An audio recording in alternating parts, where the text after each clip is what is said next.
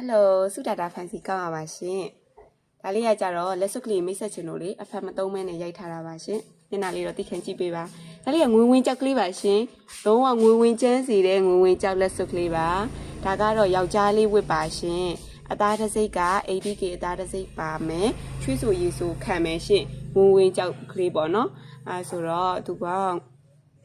ဝင်ဝင်ကြောက်ကိုစောင့်ထားခြင်းနဲ့ယောက်ျားလေးအတွက်ဆိုရင်တော့ဒါလေးယူပါကျမအသေးစိတ်ကလေးတခြားရိုက်ပြပေးမယ်ရှင်ဒီလေးပါရှင်သူကငွေဝင်ကြောက်ကိုဘဲဥပုံစံလေးနဲ့လာထားတယ်ပေါ့နော်ဘေးကလည်းရွှေအစ်စ်အတိုင်းပဲဖြောင်လေးအသားတစ်စိတ် 80k အတွင်းထဲမှာပါတယ်ရှင်ဒါလေးကကြတော့ပုံမှန်ယောက်ျားလေးလက်ဆိုင်သမားပဲအဆင်ပြေမယ်ပေါ့နော်ပုံမှန်လက်သမားပဲလက်တိုင်းကြည့်ရသူတော့မပြေဘူးရှင်ဒါလေးယူမယ်ဆိုရင်2000ခွဲချက်ပါဒါလေးဝယ်ပြီးတော့ငွေလေးအများကြီးပိုင်ဆိုင်ကြပါစေရှင်